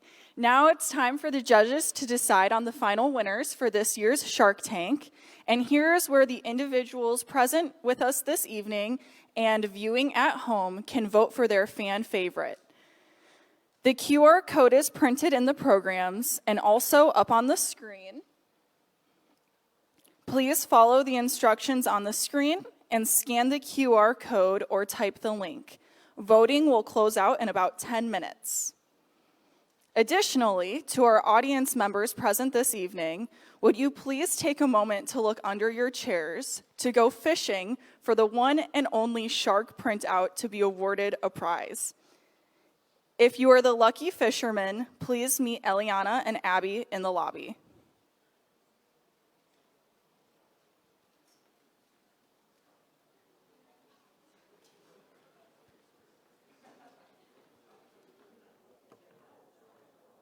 Thank you.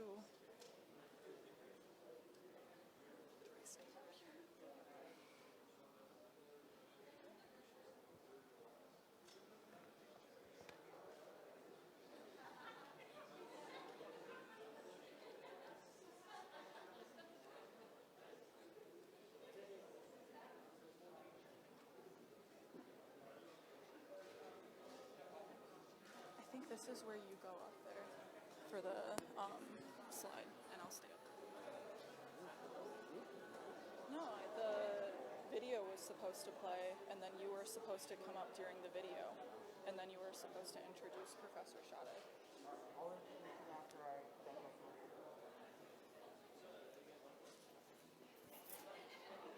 I don't need this.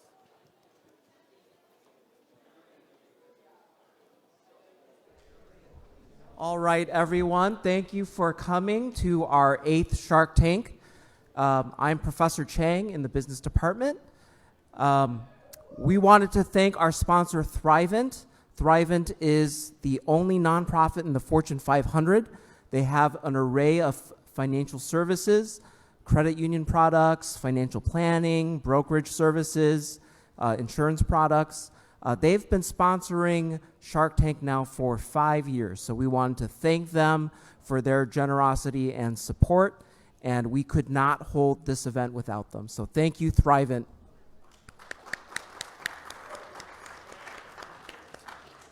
All right, it's my pleasure to introduce Dr. Joyce Schadek, our distinguished chair in our business department, and we are going to announce our auto show There's interest you accrue. interns.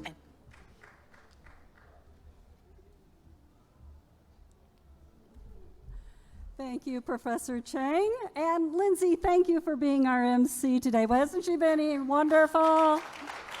Thank you. I also want to thank all of these finalists. They did a fantastic job tonight. Thank you to the other contestants who submitted their ideas for Shark Tank this year. And I hope it's inspired many of you to think about ideas for next year's Shark Tank. I also want to take a moment and say thank you to our mentors who have taken the graciousness and generosity of sharing your time, your experience with our students tonight to prepare them for these presentations. So thank you. And all of this would not have been possible tonight without our wonderful Business 310 event planning class. So where are all of you? They have worked all semester planning this event under the tutelage of Julie Schmidt. And we really want to thank you and let you know we appreciate all the work that you put into bringing this to fruition tonight. So thank you. And the last but not least group that I want to thank tonight is our tech crew up there who took care of our visuals, our sound, our lighting. Thank you so much. Now it's my privilege to introduce the winner of our raffle. Those of you who attended the expo got to fill out the form, and we randomly pulled one name out of the fishbowl, and the person who won our gift certificates this year is Stephen Musa. So congratulations, Stephen. I know he's not here tonight, but we'll get him his gift cards.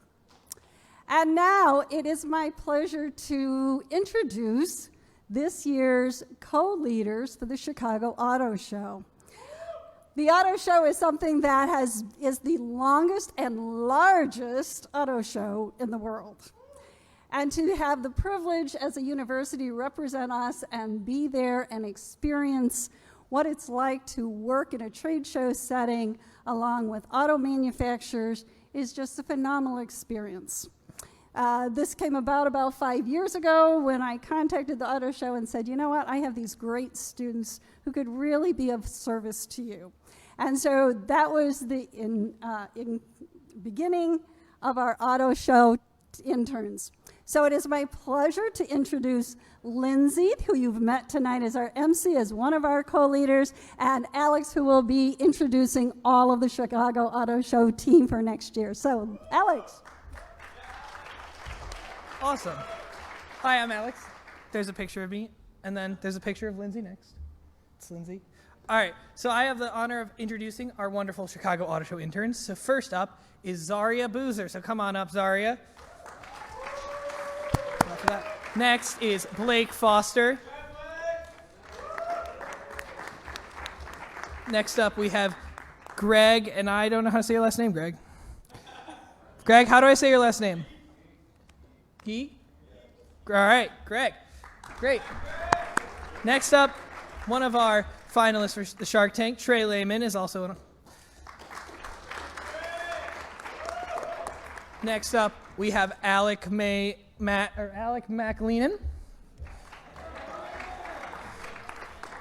Great. Next is Stephen Musa, the winner of the gift card, who is not here tonight.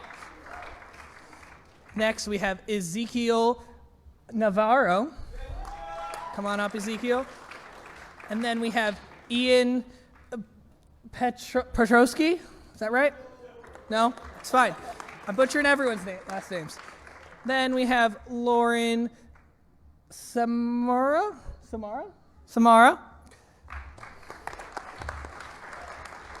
Next is Nathaniel Verones.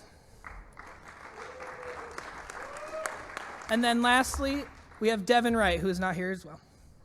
So give it a round of applause for our wonderful Chicago Auto Show interns.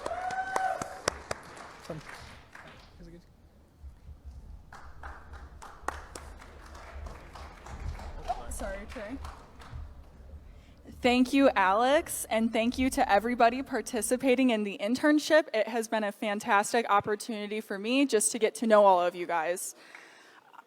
We do have the honor this evening of being entertained by the Chicago Magic Man, Adam Sean Boutel. If you would now take the stage. Sorry, that wasn't very exciting. No, that was all right. Bring me a table.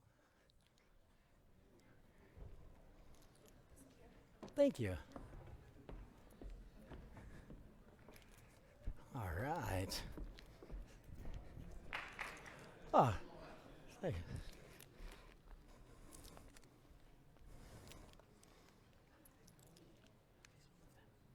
Check one.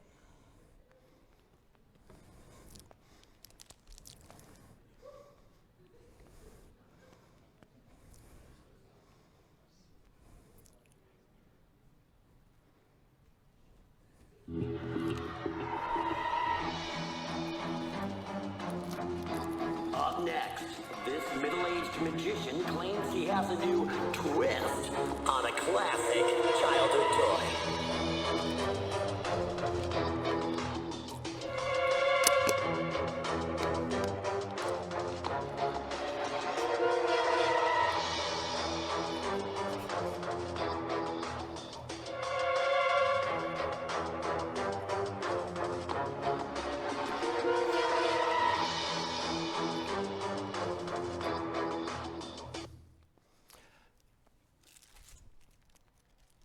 Hello, my name is Adam, but you may know me as the Great Butelli, or your Uber driver.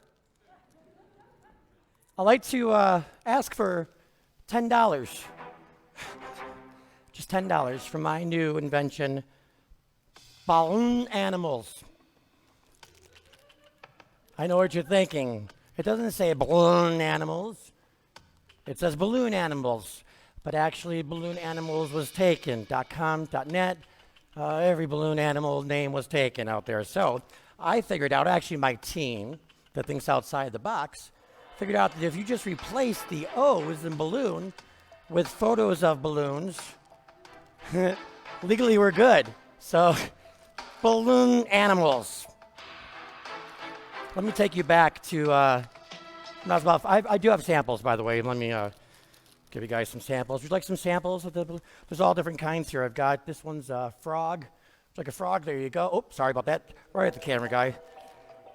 Here's a couple more for you guys there. Samples for everybody, balloons. Hopefully this is legal to do this here, huh? Right here, there you go. We've got all kinds, just like some. There you go, my balloon. Thank you, nice catch, all right, there you go. Yeah, all kinds in here. We've got elephants, rhinoceroses. This is Tyrannosaurus Rex. This goes in our fantasy collection, actually. Yeah, all different kinds. Let me take you back to when I was about 5 years old, my very first birthday party that I went to. A very young child, and I was approached by a man wearing a very colorful outfit. Seemed important, like a rock star to me. And he said to me, "What animal do you want me to make for you?" And I was like, a puppy, of course, you know. Who wouldn't want a puppy? So he said, "Well, turn around and I'll make your animal for you." I said, "Great." So I'm thinking, "Oh, that's great." Turn around. I come back, and the guy hands me like this balloon. I thought he was going to give me a real puppy. It devastated me for life. Ever since then, I've been working on a way to really make a little boy's dream come true, or a little girl's dream come true, by making a real animal out of a balloon. So I'm going to show you how this works here. You basically take your balloon animals, and I got one here actually. Let's see, this is a good one, a little sample here. Here, this will work. You simply blow up the balloon. This one happens to be a rabbit. And actually, this is works as a double deal here. It works as a, what do I call it, a noise producer or annoyance producer, maybe.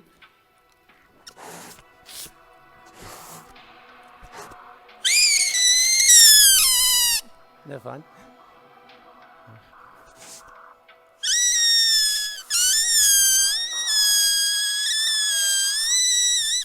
This one's defective. We're going to get a different one. That one's not working correctly. By the way, for those of you that don't want to blow up your own balloon, I did bring some other balloons here. We have a dog, if you'd like. We also have a monkey for you to take with you here. And then we have mosquito. I don't know why that would be in there, but so we've got lots here for you guys. But what's this one? Oh, this will be fun. This is a bird. Let's hope this one works.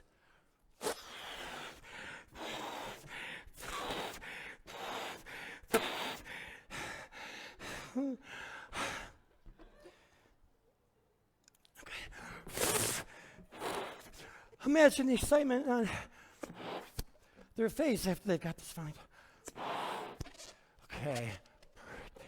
So you simply blow up the balloon, you tie it into a knot, and then you take any kind of sharp object here, if I can find it here. A pencil should do, I think. A pencil should do just fine. A pencil will work. You take the balloon, it says the animal on it, and you simply just place the pencil or the sharp object into the balloon like so, and voila, a bird. Thank you. Thank you. Thanks. This is Charlie. He's been my buddy for a long time. Say hi, Charlie. He's waving at you guys here. Sorry, let me grab a... Are you thirsty, Charlie? No. Charlie's been with me for about 6 years now, I think. He does his own trick. Do you want to see it? Check this out. Sit.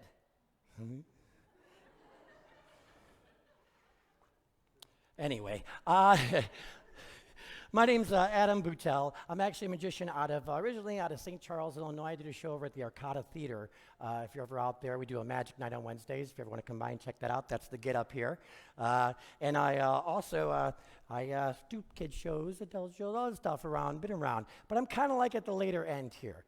I'm kind of like where I just like relaxing and, let me think here. Did I bring it? Oh boy, this isn't good.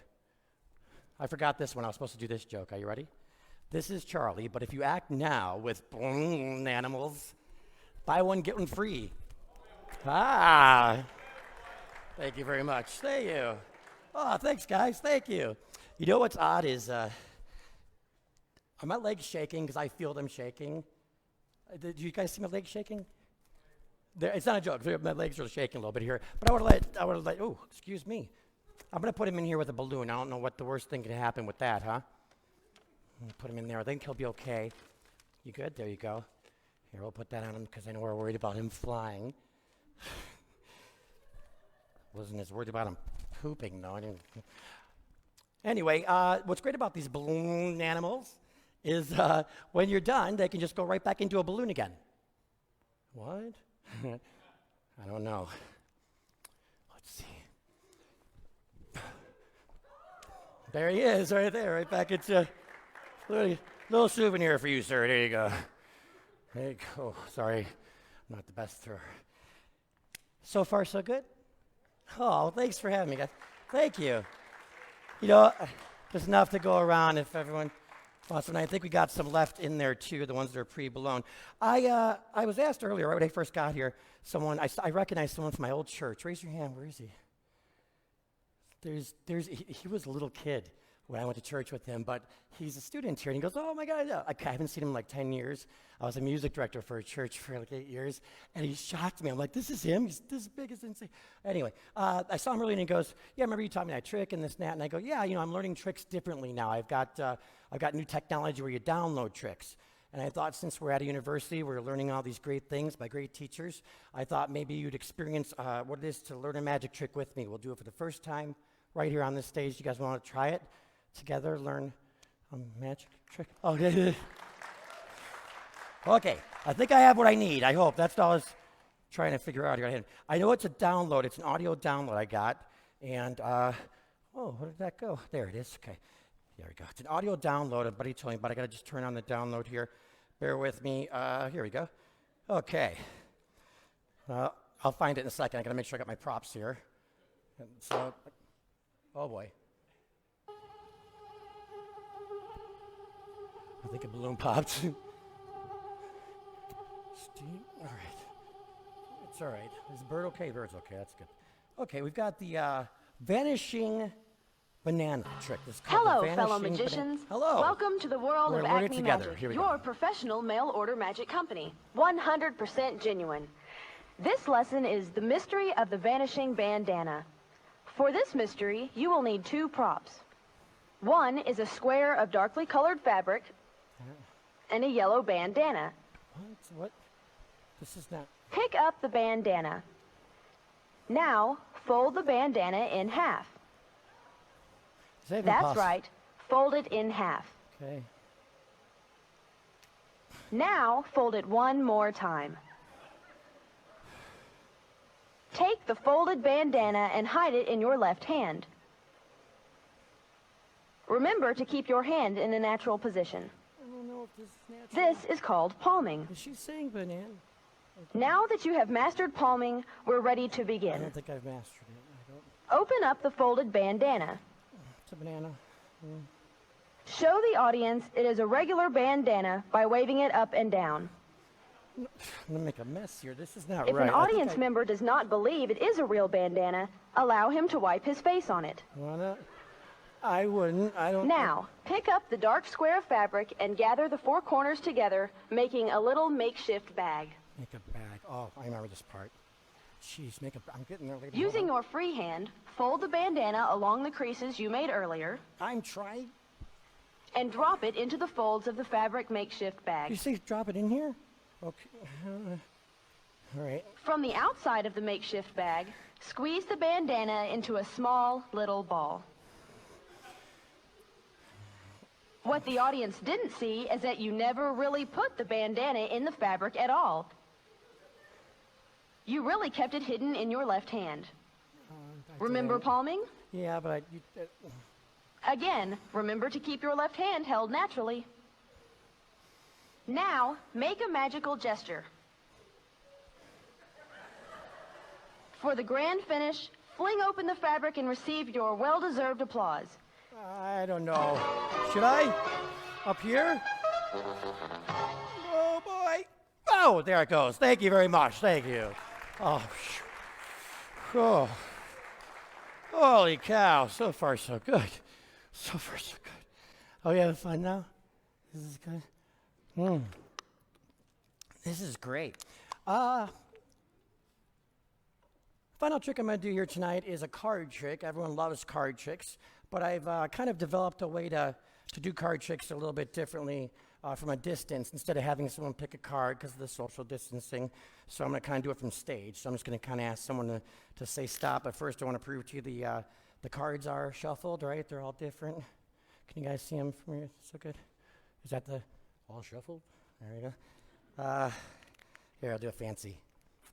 Are they all shuffled? That's what they do in Vegas like that.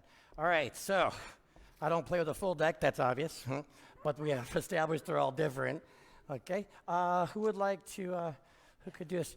Maybe you, if you could just, I'm just gonna go like this, and you just say stop out loud as loud as you, yeah, you don't have to, just say stop. Right there, take that, oh, actually you can't take it. Okay. Here, I'll tell you what. Oh yeah, it's okay if we do this? All right, thank you. Take the card, don't show me. Look at it, focus on it, concentrate on it. Is that an organ? Is that a real pipe organ? Is it in operation? It's fantastic, it's beautiful. Oh, the history of pipe organs in cathedrals is amazing, isn't it? If you look this up, it's amazing what they do. We have one over there, Carta Theater in St. Charles, just so you know. So we have a card chosen. I'm going to combine another love I have with this last effect. Besides mind reading, I'm going to actually do some art, a little bit of artwork. So does anybody here an artist? Clap, raise your hand if you are an artist. I know a couple people, all right? All right, I'm not a very good one. I'll tell you, my daughters have definitely surpassed me when it comes to that. But I'll do my best here. I need you to focus on the card, and I want you to think of the card in your mind.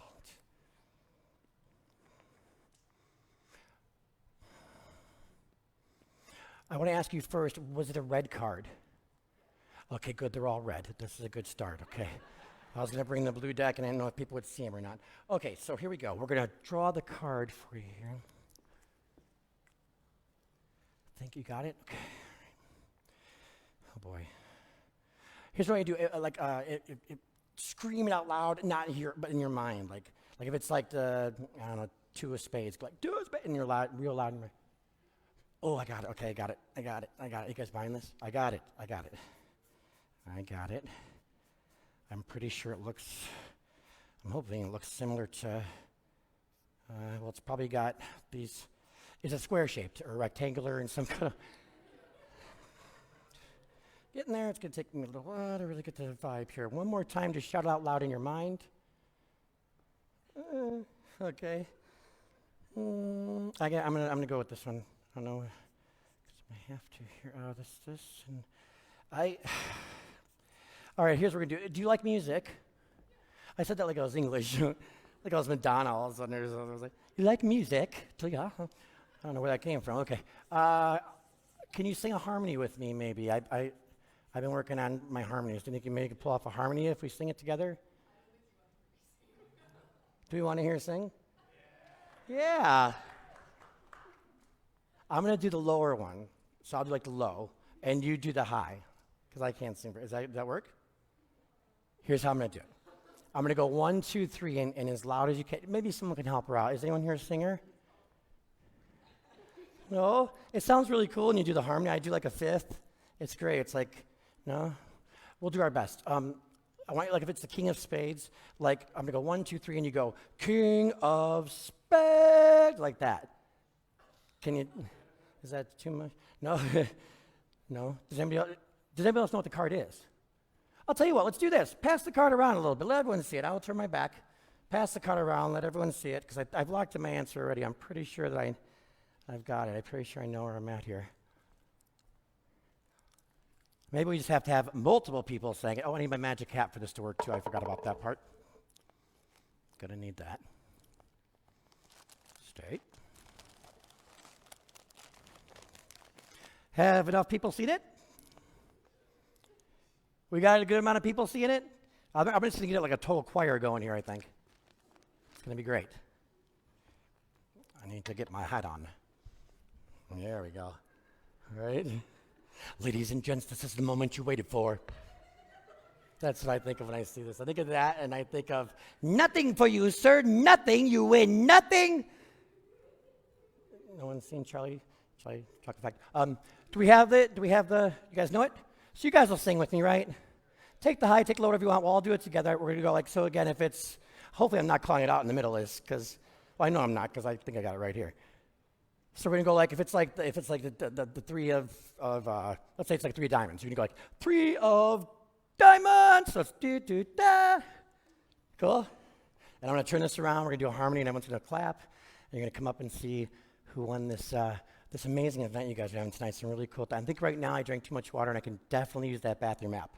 I'm really wanting to know in nearest, if I could just figure that out. Okay, so on the count of three, we're gonna do da, da, da, right? Okay, here we go. 1, 2, 3, real loud. Ace of clubs, ace of clubs. I was on mic, so I didn't hear. Say it again. What? Oh, they're messing with me, right? You're like, listen to me. Come on, really? Are they like stuck together or something? Did I bring the wrong cards? Okay. The bird thing was awesome. Hey, the bird thing was pretty good. You have to admit, that was all right. Thank you for that. And the banana disappeared. Oh, boy, I did. You know what? I have an idea. We're going to use this as a learning experience. I have my marker here. That's not even close. This is like considered a face card, and that's a 3 of hearts. That's a 5. It was a 3 of hearts. Well, here's the thing. When something bad happens like this, you can look at it two ways, right? You can look at it pessimistically. You can say, oh, boy, that magician was horrible. Why did you have him here with the goofy outfit?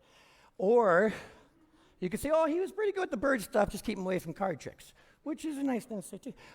There's optimism, there's pessimism. Optimism is glass is half. I always tell this when I tell the kids for the kids' shows. I say optimism is when you're looking on the bright side of things. You're looking at the glass half full. You appreciate everything you have. You're grateful for what you have. You don't need anything else. You're fine. You got what you need. If your glass is half empty, you're kind of a jerk. I'll be honest with you. You're kind of just being a jerk. You're being a selfish little mean jerk, and you're making everyone else around you miserable, so stop. But besides that, how do you change it? How do you change? I do it through prayer. I'm sure you guys do it through prayer sometimes. When you get in a situation, you feel like all is lost. I pray. I'll listen to a song. I love Mercy Me. I'll listen to a good Mercy Me song. Maybe some old school stuff from way back in the 80s, like DC Talk. Does anyone know what DC Talk is? Oh, great band, yeah. What would people think to Jesus? That's a great song. Just goes way back. But I kind of need to change my what they call perspective. Perspective is what it's called. You can change your perspective with just a couple little things. It could be as simple as prayer. It can be as simple as listening to a Christian song, or just really just taking a breath for once and just going, okay, it's all good. Everything's good. So I'm just going to add a couple just things here. I'm going to change the perspective of this. We're going to add some more lines here. Some more lines this way, and there we go. Now, I said I would try to draw your card. Apparently, I have drawn your card now. It's just this one. You can't see it because it's in there. You don't believe that's the one. We may need a magic move to make this happen. Let's see.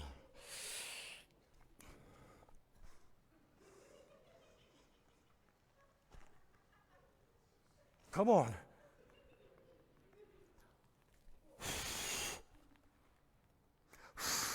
There it is. The 3 of hearts right there. The 3 of hearts. And the hardest part about that is trying to make it stay forever and permanent and stick in that mood, right? And you can. You just got. Oh, thank you very much, guys. Thank you very much. Souvenir for you, Buff. How are you doing on time? Good? They're coming up now? Okay, so are we good then? Oh, very good. Well, thank you so much, folks. Thank you so much. Hold on. Oh, no. Hold on. I'm sorry. I'm getting off the stage. This is a problem I'm having. Okay. Again, thank you very much, folks. I appreciate it so much. Thank you. I got to clean up my mess. Have you guys seen a bird anywhere? Oh, okay. Thank you. Thanks. Still some great balloons left here. Got a monkey and a. There you go. All right. I feel like Carol Burnett all of a sudden. What's going on here? Are you coming back up? Or oh, I'm coming to you. I'm coming to you. Okay, I'm coming. I shouldn't have brought so much garbage with me. Oh, there we go. Oh, thanks, guys. Thank you. I appreciate that. Thank you. I know, I'm a lot older than I look, I hope. Pardon me? Yeah, thank you very much. So if you clear out your card deck and all that.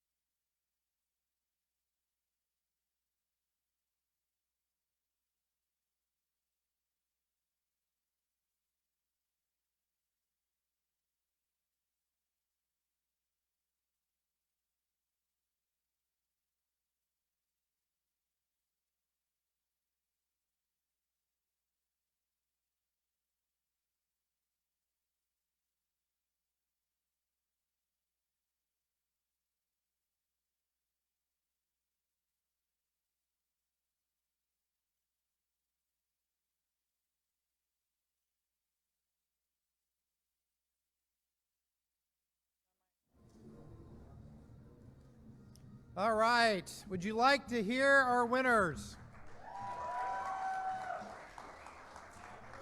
All right. Before we do that, please give our judges one more big round of applause and say thank you to them for coming back. So the first one is the fan favorite. And so the Shark Tank 2021 fan favorite also receives this awesome killer whale shark critter. Edgar Castillo for bathroom break.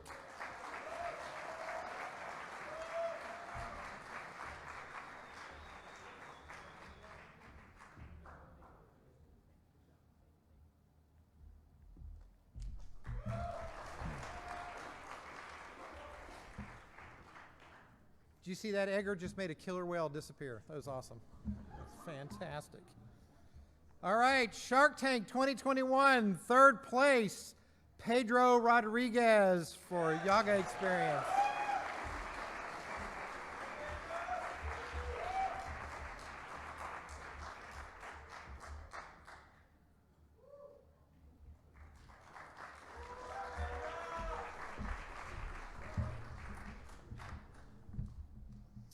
Shark Tank 2021, second place, Eliana Sarver for fitness.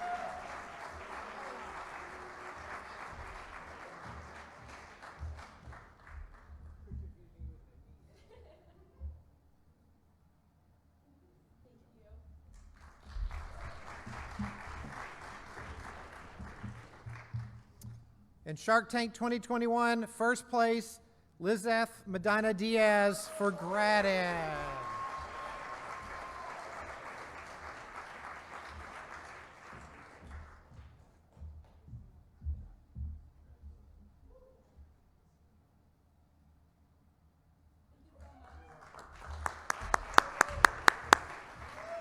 Now we'll turn it back over to Lindsay to close out our program.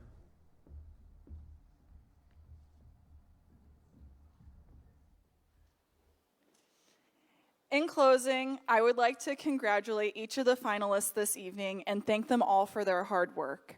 Judson University extends its gratitude to each of the judges for volunteering their time. Without you guys, this event would not be possible. Also, without Julie Schmidt, this event would not be possible. We thank you so much. Shout out to, round of applause for Julie Schmidt. Shout out to Judson's business department for another successful Shark Tank event. And thank you to Professor Schadek for coordinating all of the work behind the scenes, Tim Carlson's event planning class for putting the plan into action, and to Professor Chang and his entrepreneurship class for their collaboration. Opportunities for students like Shark Tank are what facilitates God's will to shape lives here at Judson that go on to shape the world. Make sure to stay updated on weekly activities so you aren't missing out on other opportunities and events like Shark Tank. Thank you so much.